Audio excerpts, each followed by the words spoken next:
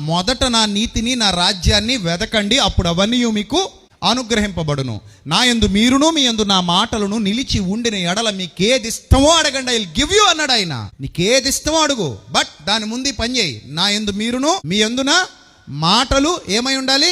నిలిచి ఉండాలి. అప్పుడు నీకేది ఇష్టమో అడుగు, ఐ విల్ గివ్ యూ. అంతేనా?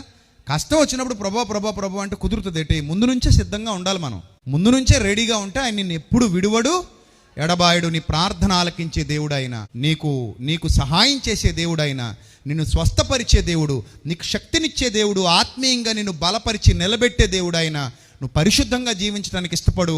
ఆయన నీకే మేలు కొదువ చెయ్యడు. ఆయన నిన్ను తలగా చేస్తాడు తప్ప తోకగా చెయ్యడు. అలాంటి స్థితికి నువ్వు ఎదగాలంటే ఖచ్చితంగా ఈ బోధలో శిక్షణ పొందాల్సిందే.